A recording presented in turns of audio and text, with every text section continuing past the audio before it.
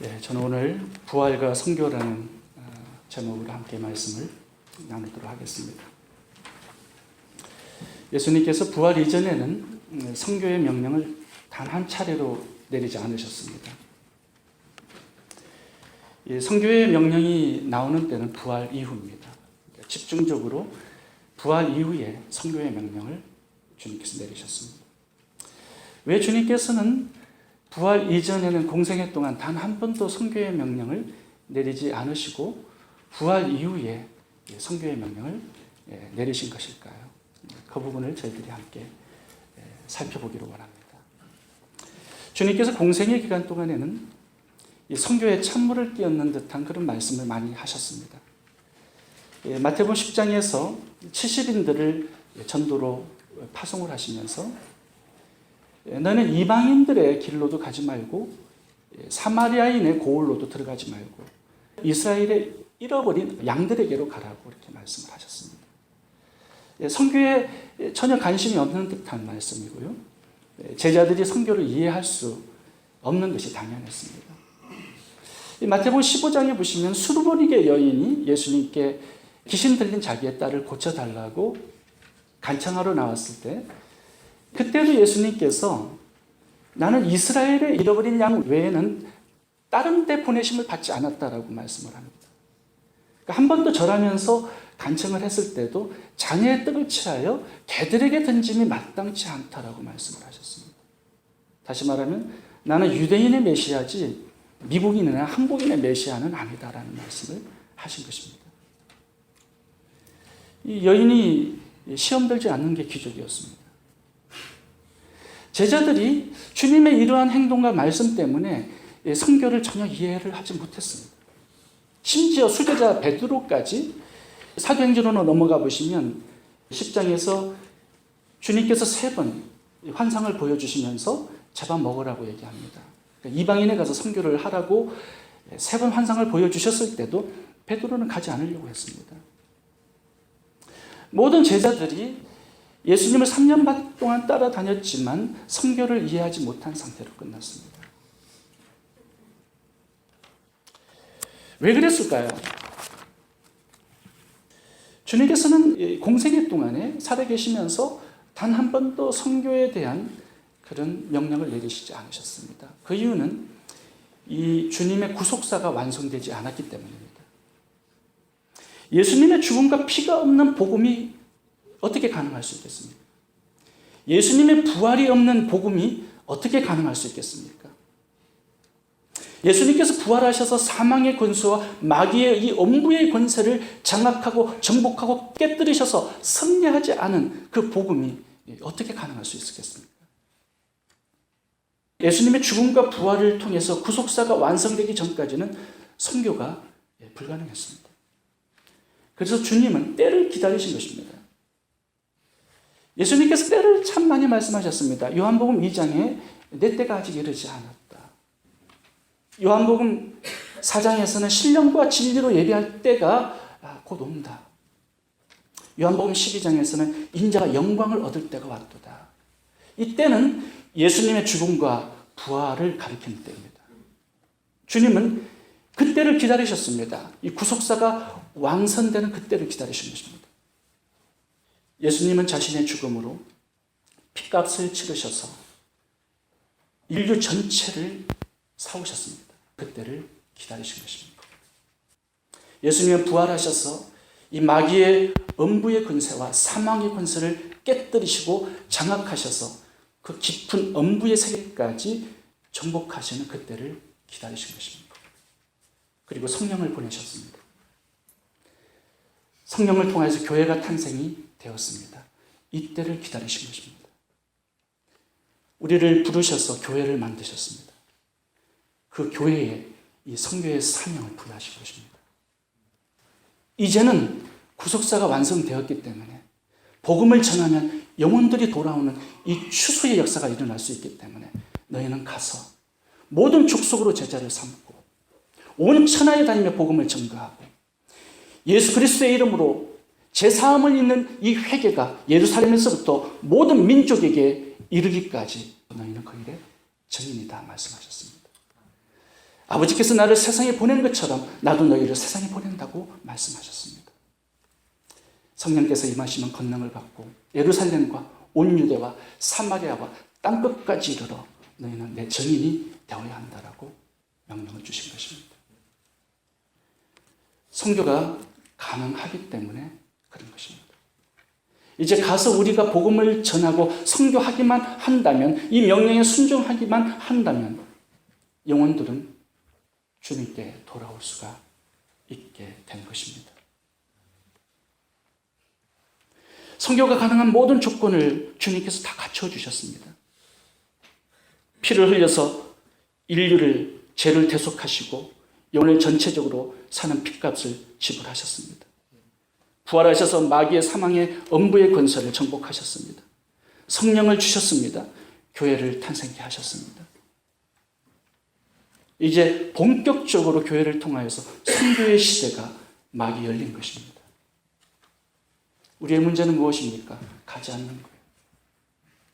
우리의 문제는 이 선교에, 주님의 명령에 관심이 없는 것입니다.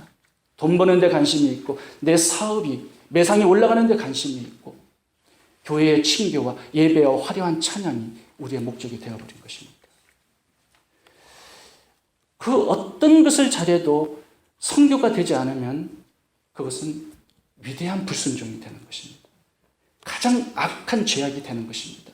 왜냐하면 주님의 부활 이후에 단 한 가지의 명령만 주님께서 내리셨습니다. 가서 선교하라는 것입니다. 이것이 우리의 사명이요, 우리의 목적이요, 교회의 존재 이유가 되어야 하는 것입니다. 주님께서 가라 하신 이 선교의 명령에 순종하는 그 교회에게 주신 축복이 하나 있습니다. 마태복음 16장 18절에 보시면 내 교회를 세우리니 엄부의 권세가 이기지 못하리라는 승리의 약속을 이 교회들에게 주셨습니다.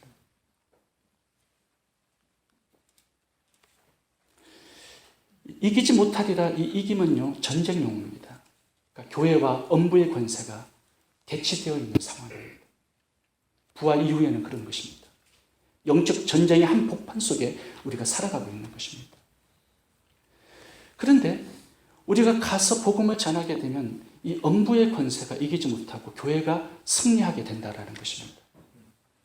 여러분, 이 엄부의 권세라는 이 단어가 한국 성경에는 엄부의 권세로 나와 있지만 헬라어 원문으로 보시면 엄부의 대문이라는 단어를 썼습니다. 데이시라는 단어를 썼어요. 그래서 gates of hell이라는 단어를 쓴 것입니다. 여러분, 마귀는 아직도 주님의 부활 이후에도 이 세계를 엄부의 권세로 장악하고 있습니다. 언제까지 그럴까요? 공격해 들어갈 때까지 음부는, 사망은 그 권세를 가지고 빗장을 치고 문을 가로막고 있는 것입니다. 그런데 주님께서 부활하셔서 이 음부의 권세를 깨시고 정복하셨습니다. 이제 주님께서 성령을 주셔서 교회가 공격해 들어가기만 한다면 그 대문은 이미 깨어져 버렸기 때문에 우리가 승리할 수 있다라고 말씀을 하신 것입니다. 대문은 수비용이고 방어용입니다. 교회는 공격하는 그 사명을 받은 것입니다. 그래서 공격해 들어가는 교회에 그 문은 열리게 되어 있다라고 성경을 약속하신 것입니다. 그래서 가라고 말씀하시는 거예요. 부활의 주님의 능력이 우리와 함께하고 있기 때문에 승리가 보장된 싸움이다라는 것입니다. 사도행전 7장 38절에 출애굽한 이스라엘의 200만 명의 백성을 광야교회라고 기록해 놓았습니다. 광야교회. 1세대 목회자는 모세였습니다. 2세대 목회자는 여호수아였습니다. 여호수아에게 하나님은 공격하라는 명령을 단 한 가지만 주셨습니다. 가나안 땅을 정복하라. 네가 발로 밟는 그 땅을 내가 주겠다라고 승리를 약속하셨습니다. 공격해 쳐들어가면 그 땅을 차지하고 그 영혼을 추수하게 된다라는 승리의 약속을 구약교회에도 주셨습니다. 그래서 가나안 땅을 여호수아 장군이 공격해 들어갑니다. 여러분, 누가 수비를 하고 누가 공격을 하고 있습니까?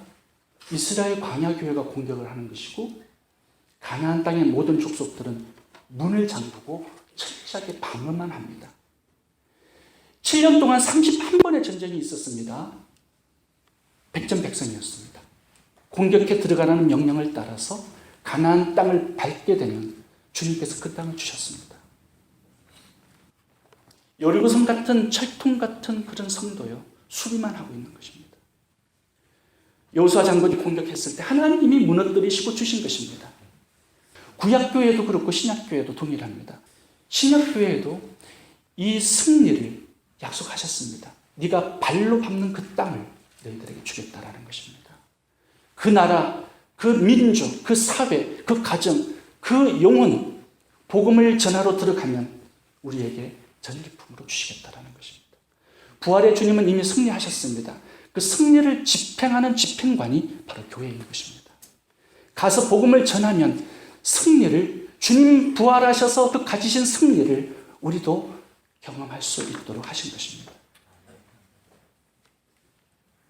교회의 본질은 예배하는 것이 아닙니다. 신교하는 것이 아닙니다. 성경 공부 많이 하는 것이 아닙니다. 전도하는 것이고 선교하는 것이고 영혼을 구하러 들어가는 것입니다. 그리하여서 묶여있는 영혼들을 주님의 전리품으로 취하여 주님께 바치는 이 사명이 우리들에게 주어진 사명입니다. 인도네시아 이리안 자회에서 선교하시는 짐 요스트라는 선교사님이 계십니다. 밀림 정글 지역을 다니시면서 부족을 선교하고 계시는데요. 처음 선교하러 들어간 지역은 옷을 입지 않고 사는 원시 부족이었습니다.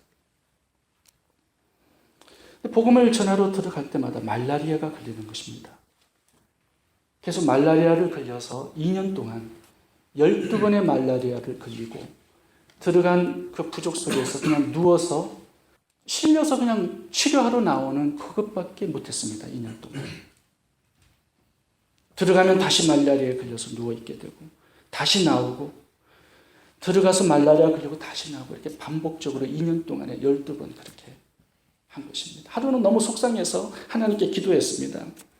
주님, 제가 이렇게 누워서 말라리아에 걸려서 비참하게 이렇게 병을 앓기 위해서 내가 이 부족에게 들어온 것입니까? 그런데 놀라운 일이 12번째 말라리아가 걸린 그때 일어났습니다. 부속 사람들이 이상하게 생각하기 시작한 것입니다. 한두 번 말라리아에 걸려서 실려 나갈 때는 그러려니 했는데 3번, 4번 반복되니까 이번에는 안 오겠지라고 생각을 했습니다. 그런데 계속 찾아왔습니다. 12번을. 12번째 찾아와서 말라리아 걸려서 누워 있었을 때 사람들이 왔습니다.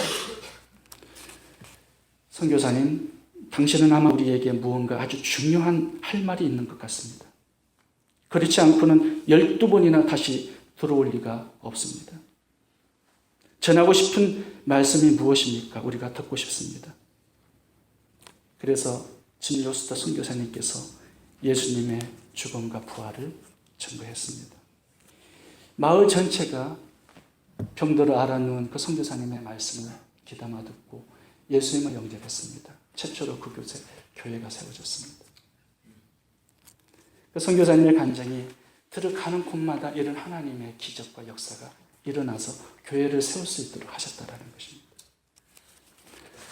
이 선교사님께서 또 다른 부족을 찾아가셨습니다. 하루는 그 부족의 강가에서 일을 하고 있는데 그 부족 사람 한 사람이 아이를 커노우를 태우고 강가에서 일을 하다가 그 아이가 배가 뒤집어져서 빠져버렸습니다. 물살이 세고 그 아이는 뜨레가 갔고 강이 깊었기 때문에 찾을 길이 없습니다. 수색을 해서 20분 후에 그 아이를 찾아 건졌습니다.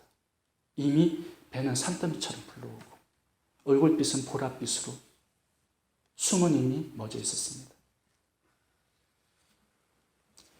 30분 동안 인공호흡을 했습니다. 그때 죽어있는 그 시체로 이 짐 요스터 선교사님께서 다가가서 그 아이의 손을 얹었습니다. 하나님께 기도합니다. 하나님, 이 부족은 한 번도 아직까지 복음을 들어보지 못한 부족입니다. 하나님, 당신의 살아계심을 보여주셔서 복음이 이 부족 가운데 들어갈 수 있도록 역사해달라고. 거의 1시간이 지나지 않습니까? 기도가 끝나자마자 그 아이가 물을 토해내기 시작을 했습니다. 살아난 것입니다. 동네는 발칵 뒤집어졌습니다. 하나님께서 살아계시다라는 것을 경험했기 때문입니다.